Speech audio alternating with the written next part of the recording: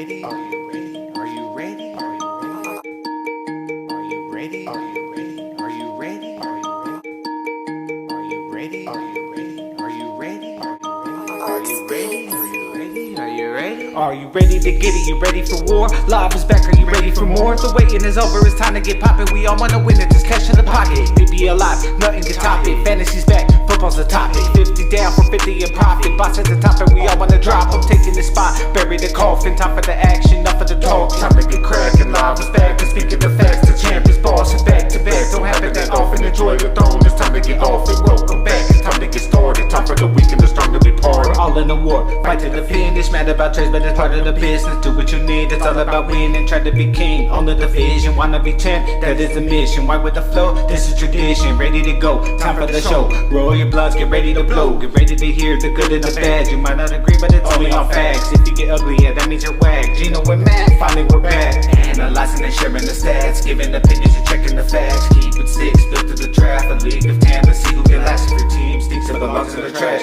Race to the end, try not to crash. No one agrees, all of us clash. Something like Titans, fighter gets smashed. You better contend if you wanna be champ. If you won't pay attention, you don't have a chance. No chance to win if you don't have a plan. Get a chance at the shit, better win if you can. Yeah, PPL is back, I hope you're ready. PPL is back, I hope you're ready. PPL is back, I hope you're ready. I hope you're ready. Here we are, midway through Interconference Warfare, PPL Live, Week 7. Gino the Gent here with my man Ulysses S. Hey, say what's up to the people, Ulysses. Hey, PPL. We're here. We're ready to get it going. Another week of PPL Live. But before we get into Week 7, you know we got to start off with Week 6. Starting with squad underestimated. Getting by. Are they lucky? Are they good? Does it matter? They're 5-1. 98-96 over Patty's Twins. The Skulls get it done. Have their first league, no doubt, performance of the season. Get the win. 135 to the BGT 83. Appease the gods. Gets a huge turning point win that made save them around playoff time. 108 to the Argonauts, falling off 87. I Need About Trey Fitty gets the win. Brees Hall starring 101 to the Gaff Attacks 92. And only for the boss wins the prestige matchup of the week, stretching their record out to 5-1. 115 to the first place United Players 91. Alrighty, PPLers, and now it's time to get into our final standings projections presented by Snickers. Starting at number 10, the Baby Gas team. At 9, we've got Patty's Twins. At 8, we've got the Gaff. 7, we've got I Need About Trey Fitty, falling off after that trade. At 6, we've got United Players, the Destroyers. 5, the Skulls. 4, the Argonauts. Wow, they still getting a lot of love from Snickers. 3, Appease the Gods, climbs after the prestigious win. 2, Squad underestimated. And of course, at number 1, the Pantheon Cup champions, only for the boss. What do you think of these rankings, man? Snickers, looks like you get you influencing those rankings again, Ulysses. Well, I mean, we're seeing a lot of shake-up week to week. I mean, again, big surges. I Need About Trey Fitty. Right. He's the gods, only for the boss, taking over that and holding that number 1 spot. Right. You're starting to get the sense of what Snickers is feeling, I think, long term. Okay. Again, this is where they think people are going to finish. When you look at the current playoff bracket, it'll be interesting to see how this ultimately shakes out. Again, I Need About Trey Fitty solidly in that playoff bracket. Snickers says that they're not going to make the playoffs. So wow. To me, that's just fascinating. But let's get into our good, bad, nut. All right, man. Maybe that trade has something to do with those rankings, though, just to answer that question. But you're right, man. You know what time it is. PPLs, it's time for the good, the bad, and the ugly. You know what it is. Ulysses, let's hear it. You ready to give it to me? Let me get it. I mean, you mentioned it. I mean, my good has to be the Skulls. Okay. Really breaking only for the boss's stranglehold on the Leave No Doubt award. Right. again, held down by league MVP Josh Allen. Right. We've talked about Raymondre. I mean, again, this might be A league real winner. lights. A league winner. Yeah, I mean, this guy, he's like MVP status right now. Right. Jamar Chase just showing why he was kept. Again, the move with Taysom Hill maybe showing that that's not a long-term option. Okay. Melvin Gordon not panning out. Defense didn't really show up, and you're still leaving no doubt. Right. I think, again, not having Darren Waller, not having Jamal Williams, and you're still putting up these numbers. Yeah. You got to be feeling pretty good as the Skulls, especially with the UP losing to the Boss. Right. Well, so, all right, man. Let's hear your bat. My bad squad. They got the dub, man. What are you talking about? Got the dub, but I mean, again, not a good week, man. Again, you're not cracking 100. You're not cracking. I mean, and again, people may hate on this. I picked squad to be the team that is going to win the Pantheon Cup this year. Okay. Again, I've got only for the Boss over here doing stuff at 5-1. Squad's eking by right now. Okay. I don't think the trade was necessary. Okay. To me, again, this shows an owner who's maybe not used to being in this position and feeling like they got to make stuff happen to sustain. Again, I just don't think it's necessary. And plus, you do it, and I'm looking at your lineup this week, and guys ain't even starting. Yeah. Guys are getting injured. Hollywood's out. It's just sad. It was a bad week because, again, you eked out a win, but, again, you're not instilling fear in anybody in how you're getting it done. Okay. It's not what I see in the Boss right now. Again, if I had to rearrange that pick, I'd be going for a repeat. So it wasn't a good week. It was a bad week for the squad. But I'm going to stay in this matchup for ugly. Twins. Twins.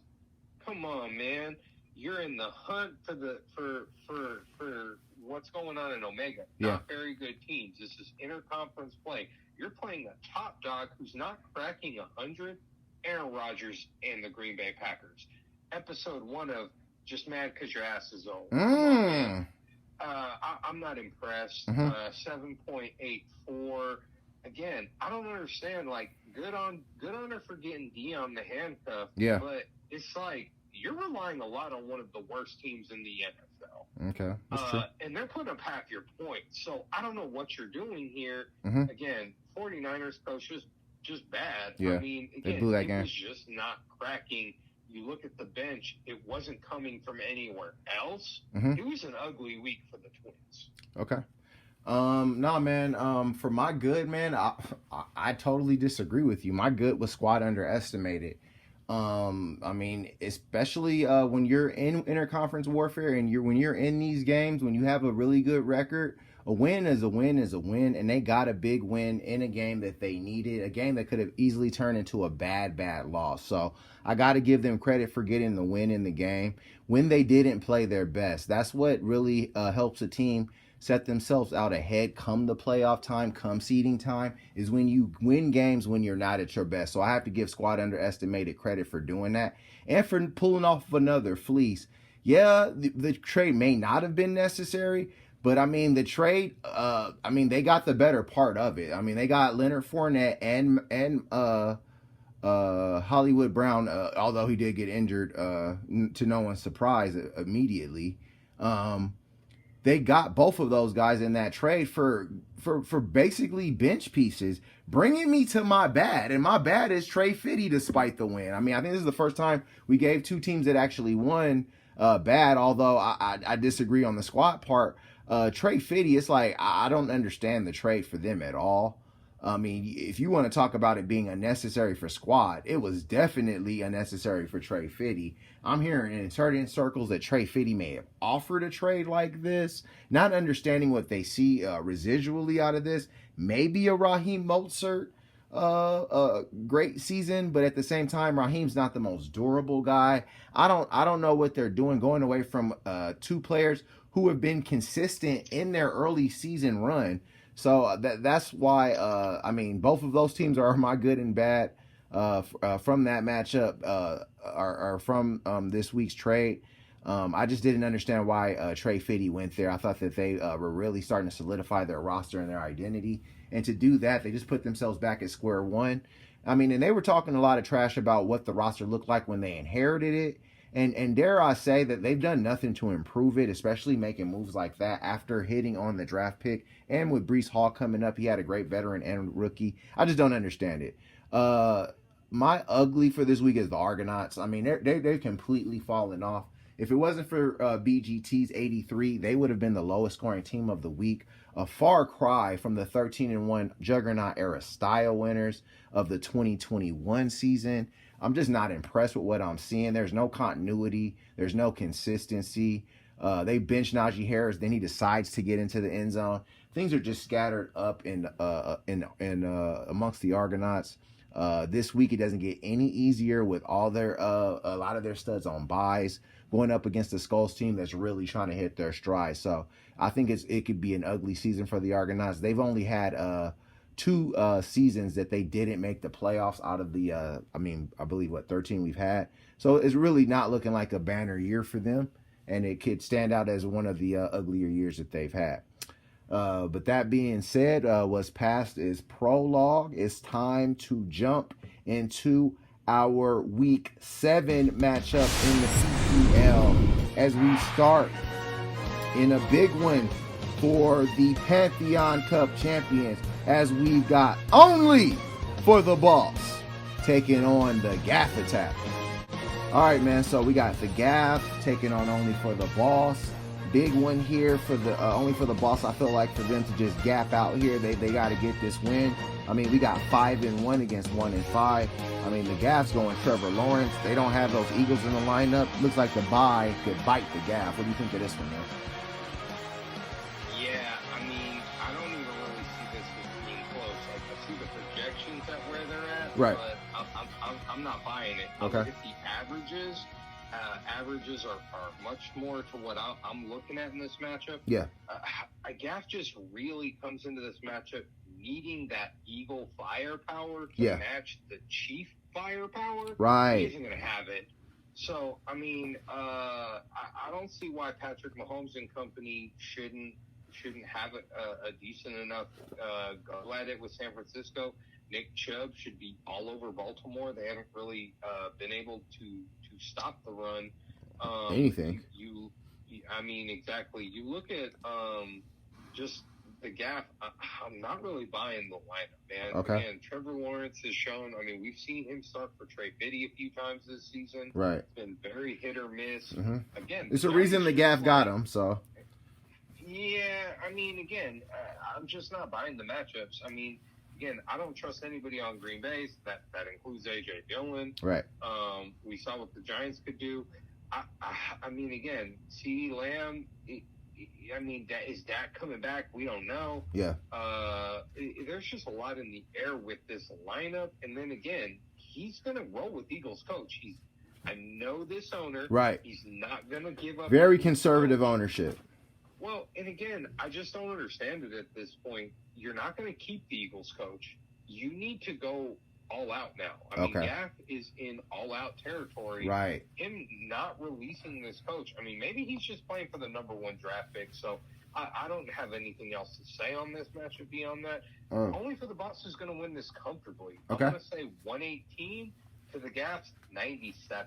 You're not going lock of the week on me, are you? Definitely not. Definitely not. I got a lock in the week. It's not this. Okay.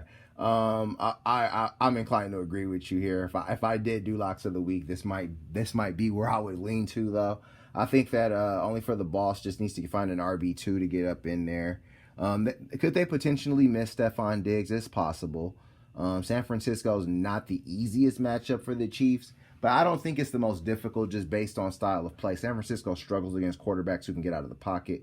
Mahomes is a guy that can do that. I like the Brandon Cooks play in the wide receiver 2 slot. Kittle as a flex play is not a bad flex play. He actually played him at the flex last week and got about 12 points out of him. And that's acceptable from the flex. You'll take that from the flex any day of the week. Green Bay defense, he continues to roll the dice there. They just aren't who we thought they were, and it's really becoming apparent. But hey, they spent a very, very early draft pick on that defense, so I guess they're going to just roll it out with them. Like you said, they haven't made many moves at all this season, and why mess with a good thing? On the Gaff side, I like Hawkinson's matchup at Dallas. I like the Rashad Bateman play. He's a guy that I thought they would probably have played more. DK Metcalf and Geno Smith are doing their thing together. So you got to give that its respect. That was something that I didn't. I was off on a couple of things this year. That was one thing that I'll admit I was off on as well. But I'm not impressed with CeeDee Lamb. I'm with you on that, man.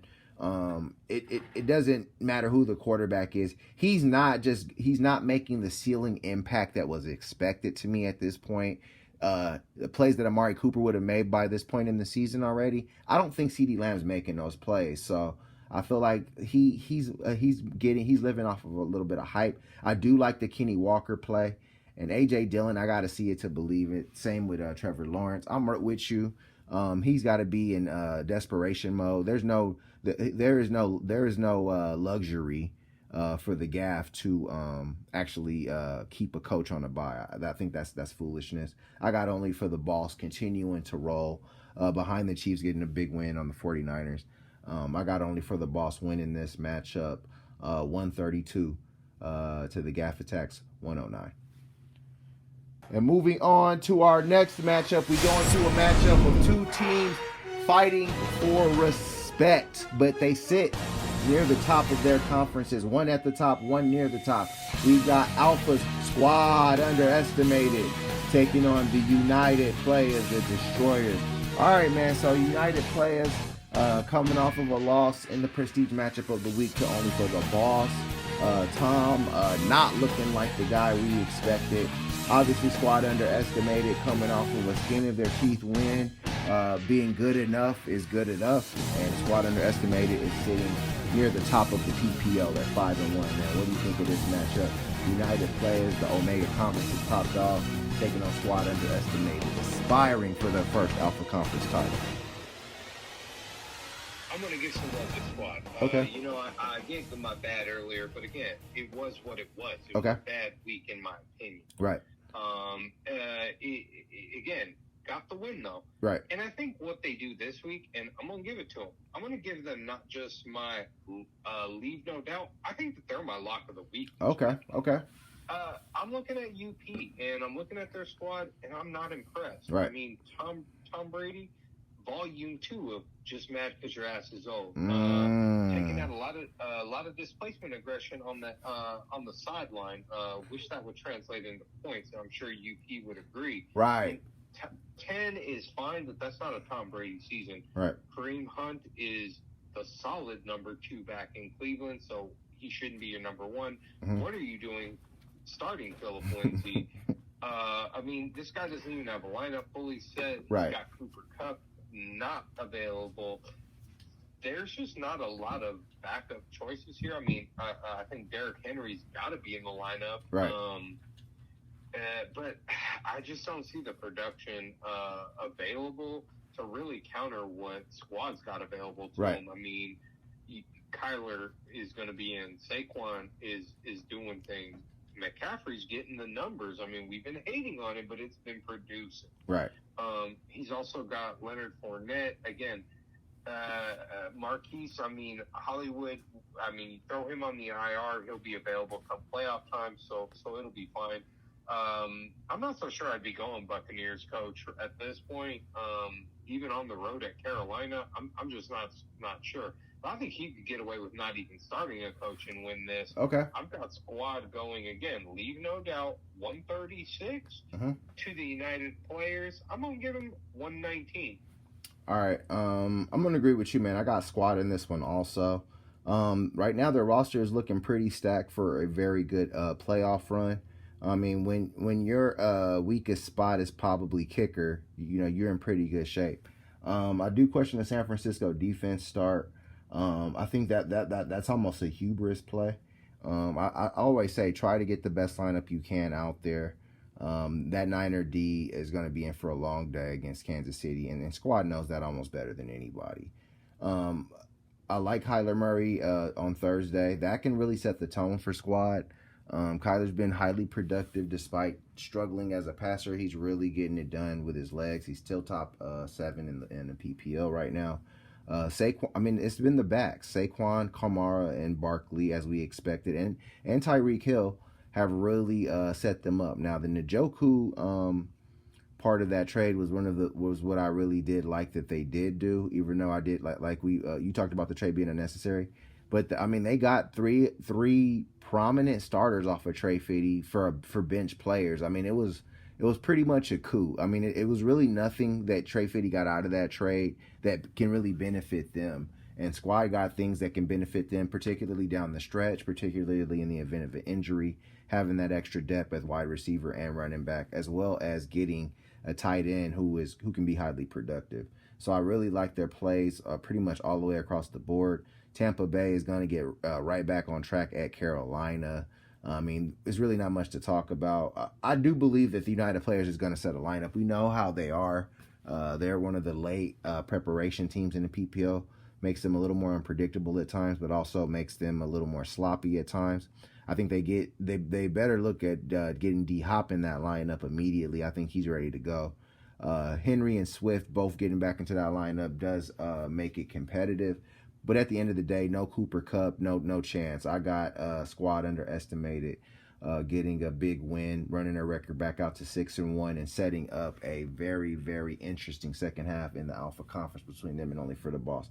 I got Squad also winning this matchup, 129 to the United Players, 117. And moving on to our next matchup, we go into a matchup of high consequence for both teams. Both teams trying to keep their season on track.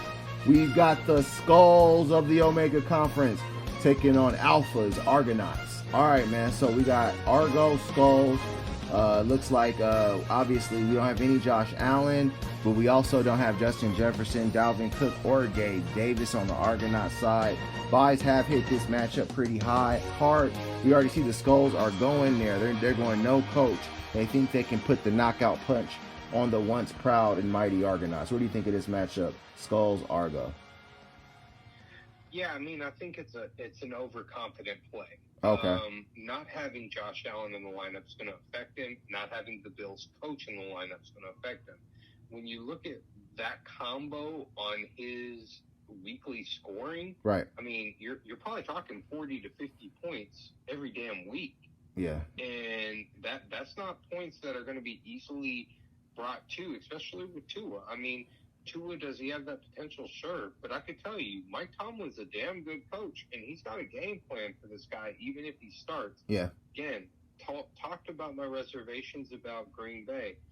Ramondre should have a field day in Chicago. Agreed. Again, I think that he's got options here, but I look at the other side, and again, this Argo team has not been consistent. Right. They have the talent on this roster. But for me, again, I think they ultimately get a defense in the lineup. It comes down to the coach. I think that the Patriots coach is a lock pick on this Chicago team. Bill Belichick is going to be able to stifle and stymie anything that Chicago tries to do. Right. I mean, that's pretty much going to be a lock. And again, that's going to be hitting right at the end. And again, these are going to be points that the Skulls cannot counter. And I think that coach win ultimately is the difference here. I've got the Argo winning a very close matchup, 111 right. to the Skulls 107. Okay. I'm inclined to kind of go with you on this one. I think the Argonauts get a bounce back win and stay alive in the playoff race. On the Skulls side, it's just the Josh Allen hole is a huge hole for this team. But you know who came alive last week, and he's really one of my favorite young guys in the league, and that's Mr. Jamar Chase. He showed up and showed out in New Orleans last week. We know, obviously, this was a former LSU Tiger, probably loved being back in the Superdome, and he really did his thing. It was a great thing to see Jamar do what he does. And more of the same could be on the way against the Atlanta Falcons in a home matchup, where the Falcons are coming off of a win. Sometimes that makes a team a little more vulnerable going up against a Cincinnati team that's starting to get a little hotter. They're starting to find their groove, and they're starting to pick up a couple of big victories. I like the Darren Waller play on the Skull side also as a counter for Devontae Adams. Either of those guys can score once the Raiders get close. And I mean, I think that's part of the problem Derek Carr is having. He doesn't know how to utilize these guys in tandem, and it gives him a Jekyll and Hyde effect as a player. He needs to figure something out there as far as being the quarterback of that team. Looking at the Argonauts side, Justin Herbert, I think he's due for a big bounce back game against the Seattle Seahawks, especially if they get Keenan Allen back this week. That really settles down how coverages roll on Mike Williams, and that frees up the deep ball, which is what Herbert is one of his biggest strengths. Najee Harris finally got into the end zone, finally looked competent, but his usage is still down. His play is still down, and the Argonauts are just going to have to roll with him because there's no Dalvin Cook, and they have a lot of bye week guys. In the end, the Argonauts, I think that this matchup may just turn on how T. Higgins and Jamar Chase's targets dole out. I say if Higgins, because he's been injured these last couple of weeks, so that could blow up on the Argonauts. If it does, that really plays into the Skulls' favor. But I say that T. Higgins has a decent game, and the Argonauts get a big week from Herbert on their way to a big win with that Patriots coach to counter Ramondre Stevenson. I got the Argonauts getting this win also, 117 to the Skulls 110. And moving on to our next matchup, we go into a matchup of two teams near the bottom of their conference, or at the bottom of their conference. We've got Patty's Twins of the Omega Conference taking on Alpha's Baby Gas team. All right, man, these two teams, you heard the Twins' attitude about their matchup. They were sad and lost the week before a loss, and then I'm sure you could imagine their feelings after the Monday night debacle. BGT, obviously, they're clawing and they're fighting. Joe Burrow put up 36. It just was not enough to stop a leave no doubt performance from the Skulls, man. What do you think of this from Twins going up against the BGT? Well, I think at this point, I don't have much hope for the BGT. Again, just looking at the lineup and the hill that they're going to have to climb to really make headway in a very competitive Alpha Conference. Right. I look at the other side. The Twins still have a glimmer here. Yeah. This game, and I'm going to say it, this game is going to tell me whether we need to stick in fork in the Twins or not. Because if they lose this game, I don't think that they need to be thinking playoffs or anything else other than rebuild and seriously looking at the quarterback position and what they're going to do. Okay. Because again, at 2-4, they go to 2-5, things might get ugly. And again, it's possible that they make a run. They just don't have the fucking lineup that they have in years past. Right. And it's always been led by Aaron Rodgers. This guy's not even peaking in the top 20 at the position. Right. It's just unprecedented space. That being said, they have the better team this week. They have the better lineup this week. This is really a no excuses week for me. They're essentially going full strength, right? With the lineup. And again, especially going into bye weeks, they're playing a team that's very beatable in the Baby Gas team. The Twins, if they do not win this game, we can really kind of backseat them as far as where I think they're going to be in the hunt for the PPL playoffs. I've got the Twins winning this one comfortably, though. Okay. I think that they get this one, and I think that they show out to a degree. I've got them having one of the better weeks of the season, going 125 to the BGT's 88. I'm inclined to agree with you, man. We've been on the same page with pretty much all our matchups so far.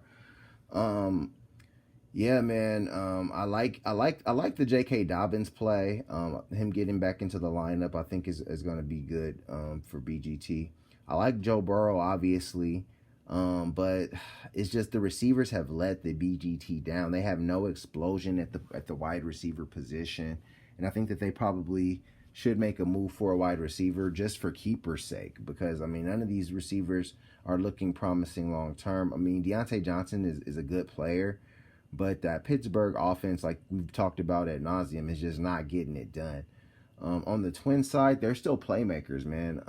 And I don't think they're as far as bad or as far off as you may think they are. They've got three rock solid running backs in Damian Pierce, Austin Eckler, and Jonathan Taylor. Some teams don't even have one guy with this kind of caliber. She's got three guys who are potentially three down backs who get goal line carries, who are in offense. I mean, maybe not Pierce, but the other two are in offenses that you can reasonably expect to be able to move the ball.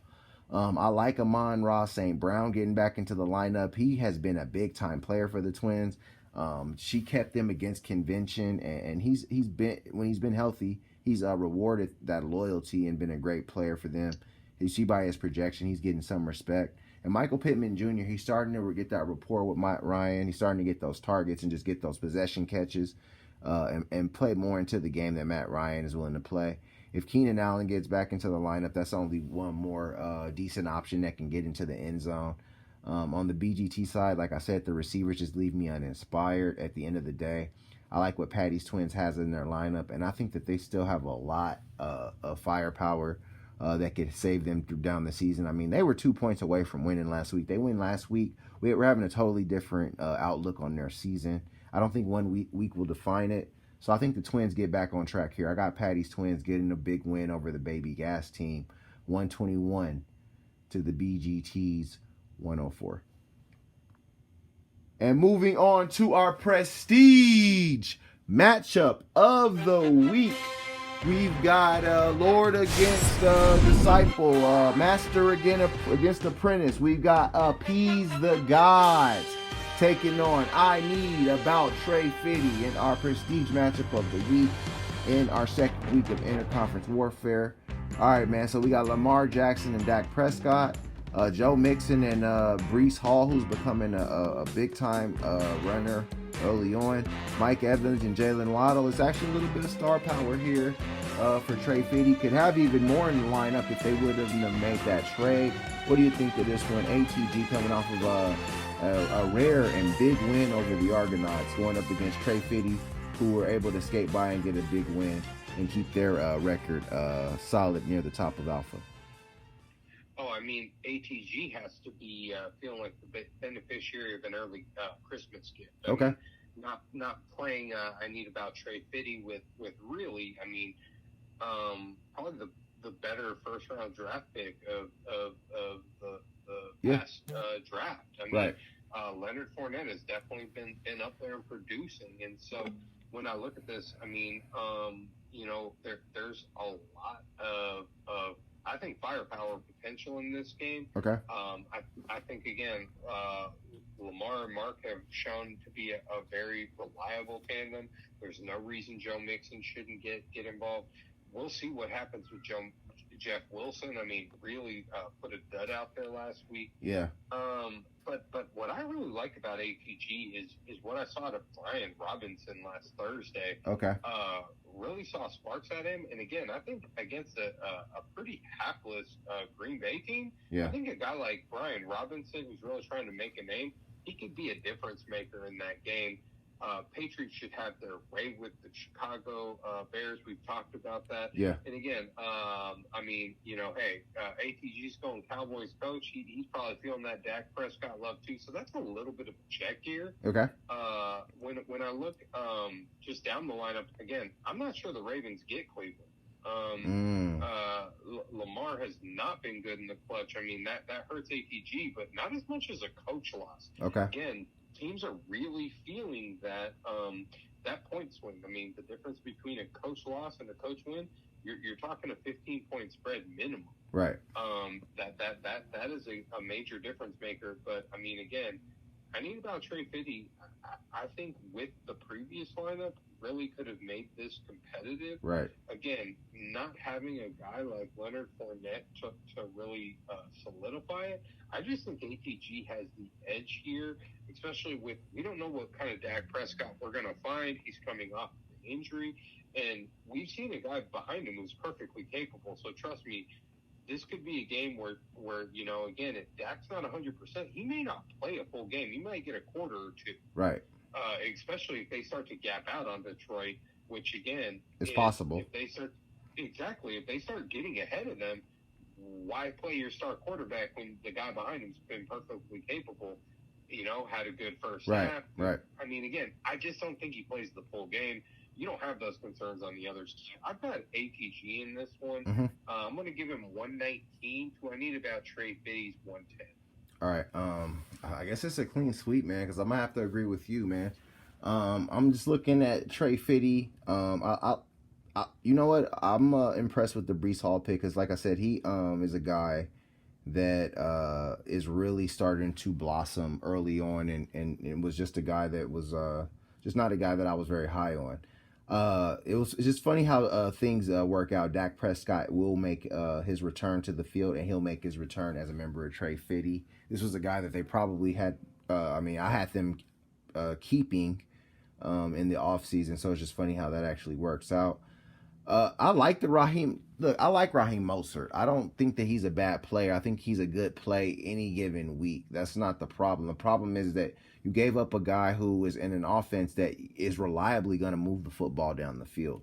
That's killer for Trey Fitty to lose that. Hollywood Brown would have gotten hurt anyway, but at the same time, he was a guy putting up top 10 numbers in certain weeks when it was needed for Trey Fitty and was really helping them with their early season success. I just don't understand why you give that away for Kyle Pitts and Raheem Mostert, who are guys that Squad underestimated wasn't really feeling that were reliable players on his end.